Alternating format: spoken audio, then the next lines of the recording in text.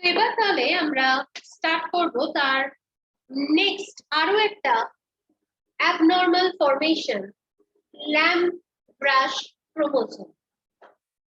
Lamb brush chromosome হলো। তো first of all এই ল্যাম্ব ব্রাশ ক্রোমোসোম যিনি ডিসকভার করেছিলেন সেই ফ্লেমিং, রাইট? এবং late the chromosome were first observed by Fleming and described by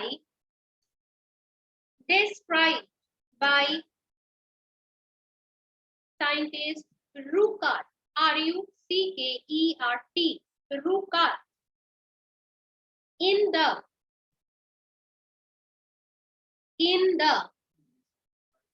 Ruckert, R-U-C-K-E-R-T, Ruckert। তাহলে কোয়েশ্চেনটাতে আমাদের একদম এই দুটো আলাদা কোয়েশ্চেন, কিন্তু কে প্রথম অবজার্ভ করলেন এবং কে প্রথম ব্যাখ্যা করলেন। তাহলে described by Ruckert in the primary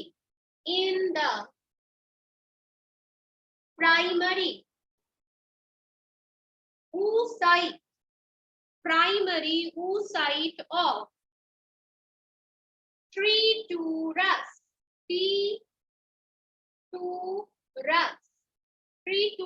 এটা একটা অর্গানিজম, যেটা তার বিজ্ঞানসম্মত নাম। and from, তাহলে ব্যাঙের এবং এই ট্রিটুরাসের প্রাইমারি oocyte কোষে এই ক্রোমোসোম গুলোকে তিনি দেখেছিলেন। বাট আবারও বলছি, এটা কিন্তু সবসময়তেই যে দেখা যাবে তা কিন্তু নয়, বিশেষ বিশেষ কন্ডিশনে এটা দেখা যায়। তো ওখানে লেখ this chromosome can be seen, কোন দশায় দেখা যায়? This chromosome can be seen in the diplotin surface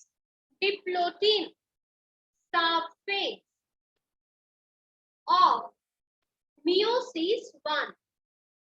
তোদের মনে করে দেখ, যখন তোরা মিওসিস পড়েছিলিস, মিওসিস 1, মিওসিস 2, মিওসিস 1 এর আন্ডারে প্রোফেজ 1 পড়িয়েছিলাম, এবং সেই প্রোফেজ 1 এর আন্ডারে 5টা সাবস্টেজ, লেপ্টোটিন, জাইগোটিন, প্যাকাইটিন, ডিপ্লোটিন, ডায়াকাইনেস। তো সেই ডিপ্লোটিন স্টেজে আমরা এই ক্রোমোসোমটাকে দেখতে পাই। এই লাইনটা মার্ক করে রাখ, প্রচুরবার কোয়েশ্চেন দিয়েছে, রাইট? তো এবার এখানে কি হয়েছে দেখ, আমাদের এই যে আমি এটা দুটো ওয়েভ লাইক স্ট্রাকচার রেখেছি, দিস ইজ দ্য ক্রোমোসোম। দুটো ক্রোমোসোম এখানে এইরকম ভাবে জড়িয়ে পেঁচিয়ে থাকে, বাট এদের যে ক্রোম্যাটিডের স্ট্রাকচারটা সেটা এই রকম ভাবে রয়েছে, এরকম একটা বো লাইক স্ট্রাকচার তৈরি করে থাকে, পাতার মতো এরকম একটা ডিজাইন করে এই পার্টটা রয়েছে।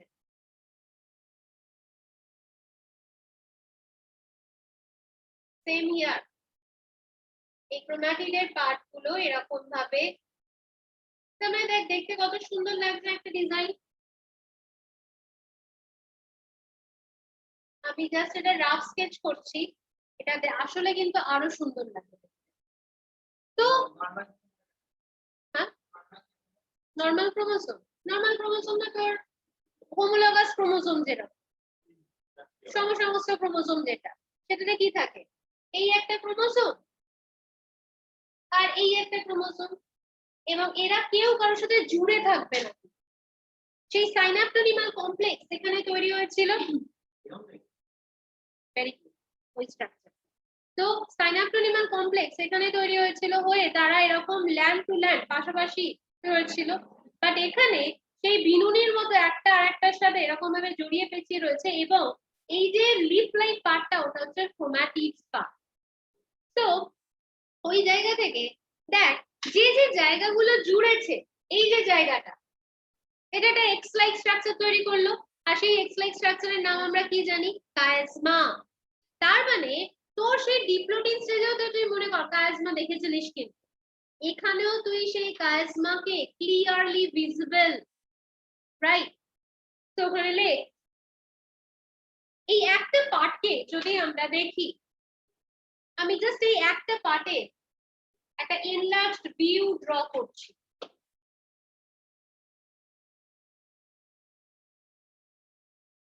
এই একটা লুপটার এরকম একটা স্ট্রাকচার তৈরি করে ওটা ওটা জুড়ে যাবে। আমি এই শুধু এইটুকুন পার্টটাকে ইনসাইড করি, রাইট? তো এই যে পার্টটাতে তোরা দেখছিস সেখানে আছে loop of this upper part, এখানে লেখ লুপ অফ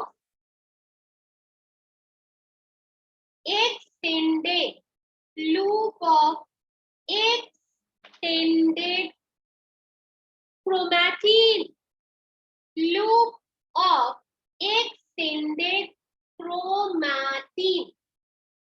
আবার একটু রিভাইজ কর। আমার এই একটা আঙুল, এই একটা আঙুল, এই দুটো ক্রোমাটিড, এই দুটো ক্রোমাটিড মিলে একটা ক্রোমোজোম তৈরি হয়েছে, রাইট? বাট এক একটা ক্রোমাটিডের মধ্যে কতগুলো করে ক্রোমাটিন থাকে? দুটো করে। তার মানে আমার 1 chromosome is equal to 2 chromatid is equal to 4 chromatin। আমার এই চারটে ক্রোমাটিন হলো। এইবার আমার এই যে ক্রোমাটিড গুলো রয়েছে, এই ক্রোমাটিডের এই পেরিফেরাল পার্টটা, এটা পেরিফেরাল একটা ক্রোমাটিন, এটা আরেকটা পেরিফেরাল একদম আউটার সাইডে।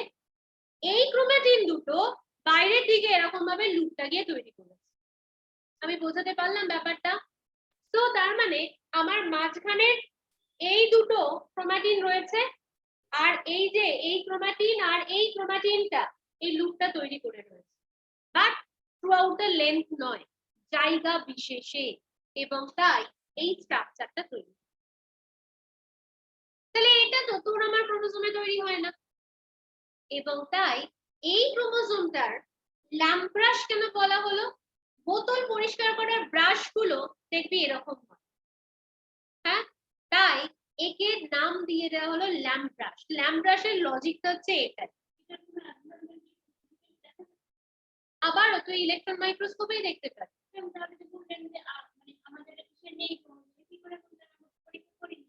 আরে আমাদের কেন হিউম্যান জিনোম যখন স্টাডি করা হয়েছে, মিওসিস যখন স্টাডি করা হয়েছে, কোন স্টেজেই আমরা এরকম ফরমেশন পাই টিল ডেট এখনো অবধি পাইনি, এই 5 নভেম্বর 2021 পর্যন্ত। এরপরে কি হবে সেটা তো আমি জানি না। বুঝতে পেরেছি? তাহলে ওইখানে লেখ, তার পরবর্তী লাইনটা একটু লেখ। ল্যাম্ব্রাশ chromosome are also found in spermatocyte of many animals and giant nucleus of spermatocyte of many animals and giant nucleus of Acetabularia, aceta, A-C-E-T-A, Acetabularia, Acetabularia, Acetabularia significance কি বলতো? Unicellular marine algae. অ্যালগিরা সাধারণত বহুকোষী, কিন্তু এ হচ্ছে unicellular, একটাই কোষ দিয়ে তৈরি হয়েছে, সেই কোষটা বৃহৎ। তার নিউক্লিয়াসও নরমাল নিউক্লিয়াসের থেকে আকারে অনেক বড়, তাই এখানে শেপের রেসপেক্টে বলা হলো জায়ান্ট নিউক্লিয়াস। আচ্ছা, তো তারপরের লাইনে লেখ each loop of lamp brush chromosome, each loop of lamp brush chromosome is 5 100 micrometer, 5-100 micrometer in length, দৈর্ঘ্যে 5 থেকে 100 মাইক্রোমিটার হলো। And this chromosome, full stop, helps in rapid transcription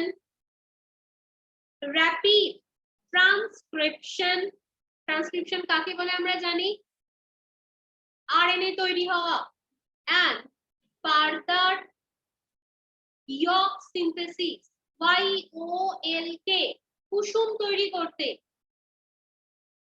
বুঝতে পেরেছিস? rapid transcription and further yolk synthesis। কিন্তু তুই দেখ, আগের যে আমি পলিডিন ক্রোমোজোম বলেছিলাম, সেখানে আমি কি বলেছিলাম, সেই ক্রোমোজোমাল পার্ট গুলো ফাংশনালি ইনঅ্যাক্টিভ। তাহলে এই স্ট্রাকচারটা ফাংশনালি অ্যাক্টিভ, প্রচুর পরিমাণে আরএনএ তৈরি করছে, এবং যখন উসাইট ডিম্বক কোষে থাকছে তখন সেখান থেকে ইয়ক বা এই কুসুম ফরমেশনে ওকে হেল্প করাচ্ছে। ক্লিয়ার? তো এই জায়গা থেকে একটা টার্ম, জাস্ট লাস্ট একটা টার্ম আমি বলবো, যে আমাদের এই যে লুপগুলো, এই লুপগুলোকে যদি তার কেমিক্যাল কনস্টিটিউয়েন্ট যদি দেখি, মনে রাখবে এইগুলো ওই ট্রান্সক্রিপশন প্রসেসে এইমাত্র বললাম তৈরি করেছে RNA. and what type of RNA will be? কোন প্রকার আরএনএ তৈরি হয়? mRNA।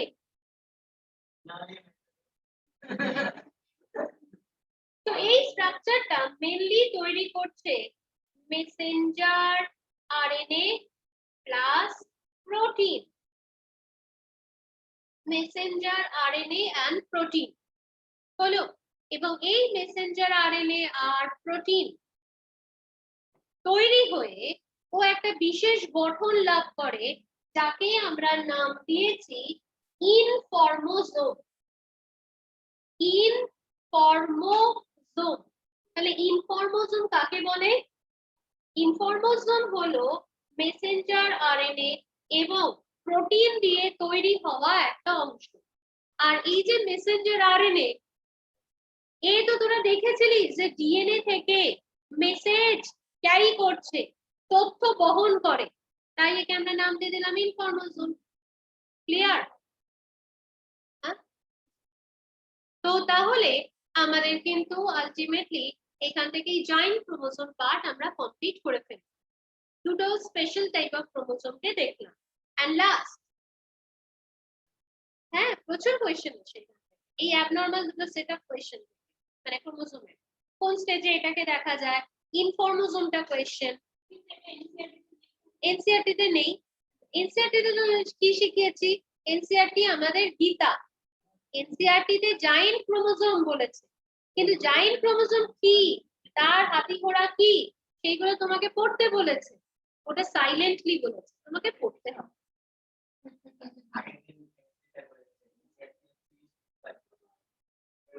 ওই তো এক একজন এক এক রকম আমরা বলবো আমি বলি গীতা, এই গীতা যদি পাস করো পড়ে, মানে এই গীতাকে যদি ভালোভাবে আত্মস্থ করো, তাহলে তুমি নিট বৈতরণী উতরাবে।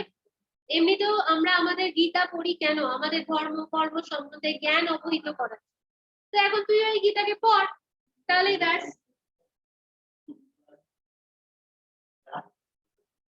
ওকে, তাহলে এই জায়েন্ট ক্রোমোজোমের পর আমরা আর একটা পার্টে চলে যাব, সেটা last part, cytoskeleton structure. Cytoskeleton structure.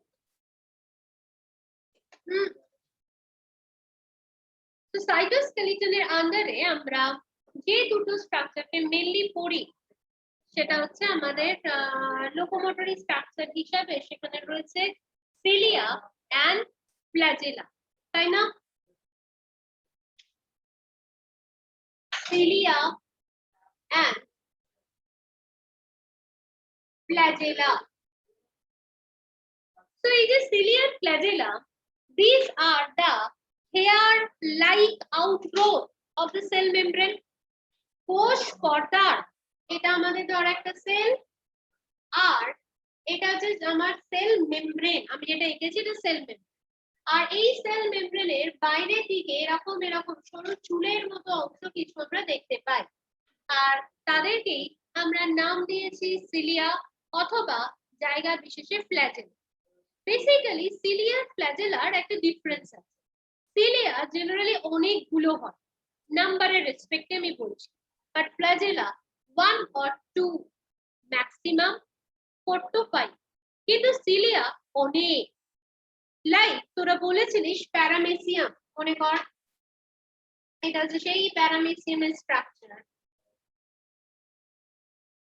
এবং এর পুরোটা জায়গা জুড়ে এখানে এই সিলিয়া গুলো তৈরি হয়েছে, right?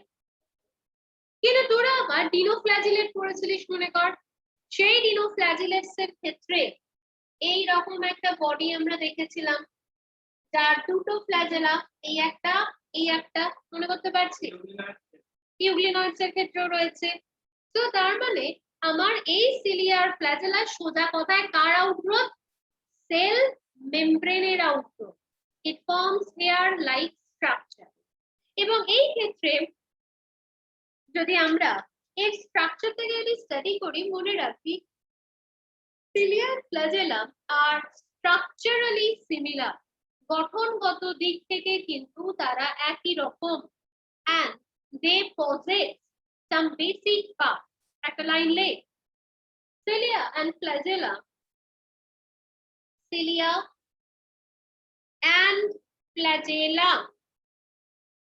are structurally similar and possess similar parts and possess similar parts. Arrow দিয়ে basal body, root legs, basal body, root legs, ROOTLEGS, root legs, comma, basal plate and shaft, basal plate and shaft, SHAFT. হলো? তো এই জায়গা থেকে আমি এখনই draw করব। তো এই জায়গা থেকে তোরা যখনই এই সিলিয়ার ফ্ল্যাজেলার যখন স্ট্রাকচারটা দেখবি, এক্সক্লুসিভলি ইলেকট্রন মাইক্রোস্কোপের মাধ্যমেই কিন্তু এই স্ট্রাকচারটাকে তোরা দেখতে পাবি, কখনোই এমনি এমনি পাবি না। এবং এই ক্ষেত্রে যখন আমরা ইলেকট্রন মাইক্রোস্কোপকে দেখছি ভিউটা,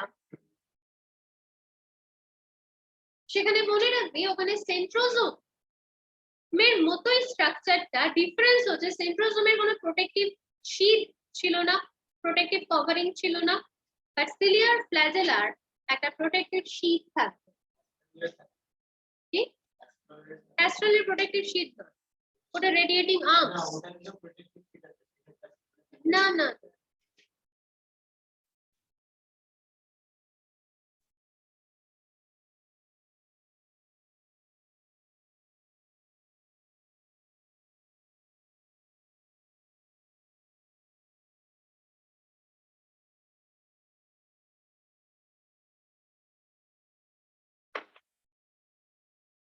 তো একদম সেন্ট্রাল পার্ট যেটা, সেই সেন্ট্রাল পার্টকে কভার করে আর আউটার মোস্ট পার্টে যে প্রোটেক্টিভ কভারিং তে রয়েছে, that is highly protective in nature, and এটাকেই আমরা সেই প্রোটেক্টিভ শীট বলে ডিনোট করে থাকি, রাইট? এবং এই প্রোটেক্টিভ শীটের একদম ভেতরের দিকটাতে তোরা যদি দেখিস, দেখতে পাবি এর একদম সেন্ট্রাল পার্টে দুটো ফিলামেন্ট থাকে, এই একটা ফিলামেন্ট আর এই একটা ফিলামেন্ট, রাইট? এবং এই যে দুটো ফিলামেন্ট, ফিলামেন্ট এ, ফিলামেন্ট বি, মানে আমি বলছি এটা ধর ফিলামেন্ট এ, এটা ধর ফিলামেন্ট বি, এই দুটো এরকম ভাবে জুড়ে আছে, এরও বাইরে আরো একটা প্রোটেক্টিভ কোট আছে। তার মানে বুঝতে পারছিস কতটা protective in nature, right? So এদেরকে আমরা নাম দিয়েছি central fibril, central fibril হলো। and এই যে central fibril সেখান থেকে 9টা স্পোক লাইক স্ট্রাকচার বেরিয়েছে, যা সেন্ট্রোজোমের সাথে কোন কনসিডার কর। ওখানে ছিল কোর বা হাফ, এখানে আসলো central fibril, that is protective. ওখানেও 9টা রেডিয়েটিং আর্মস ছিল, এখানেও তাই 1 2 3। আচ্ছা, এটাকেও আমি আপাতত একটা সেন্ট্রাল ফাইব্রিল বলেই কনসিডার করলাম। হ্যাঁ, 5 6 7 8 9। তাহলে এই যে 9টা fibril, these are termed as outer fibril বা radiating fibril which forms a spoke like formation.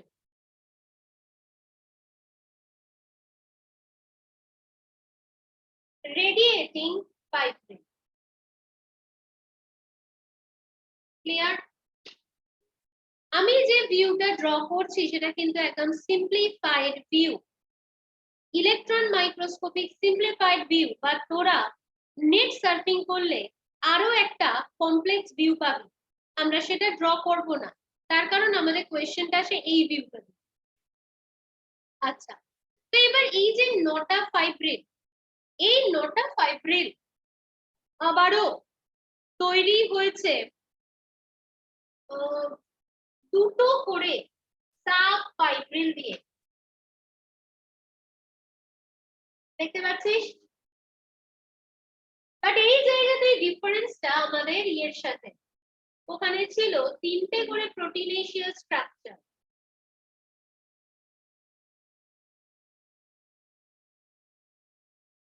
Right?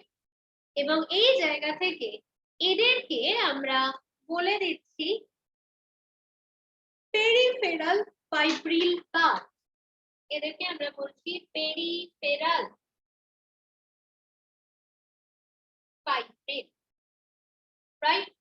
And obviously এই প্রত্যেকটা পেরিফেরাল ফাইব্রিল একজন আর একজনের সাথে কানেক্টেড, মানে এ এর সাথে কানেক্টেড, এ এর সাথে কানেক্টেড।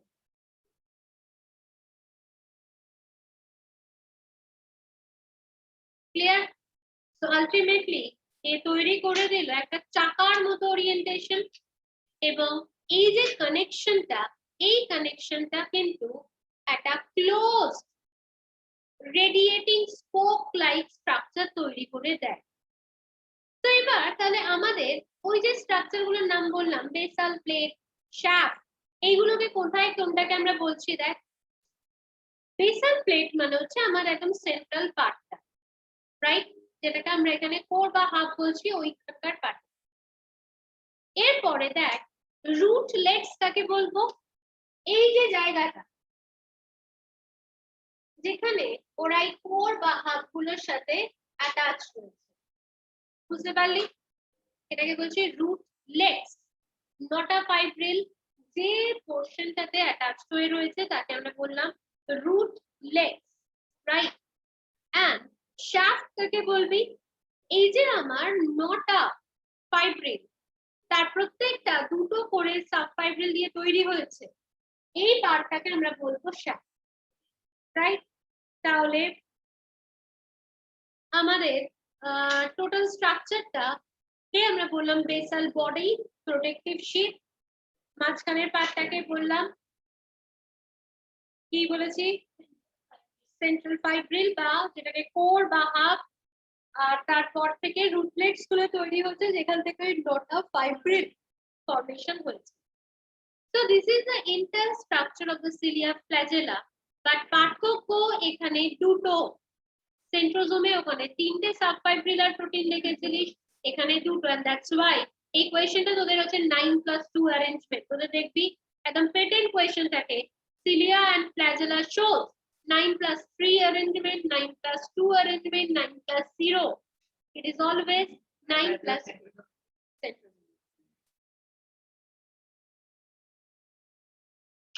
বুঝতে পেরেছি?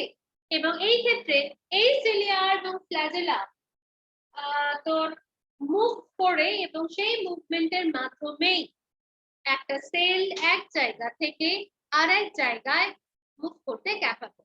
এবং আমি যখন তোদের টিস্যু পড়িয়েছিলাম তখন নিশ্চয়ই তোদের মনে আছে সিলিয়াকে আমি আরো দুটো টাইপেও ডিভাইড করেছিলাম, মনে করতে পারছিস কি?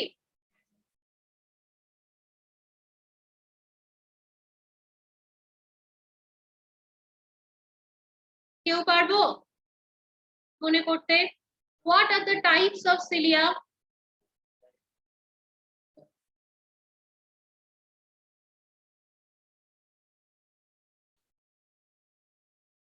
কেউ পারবো না? Cilia are of two types. Kinocilia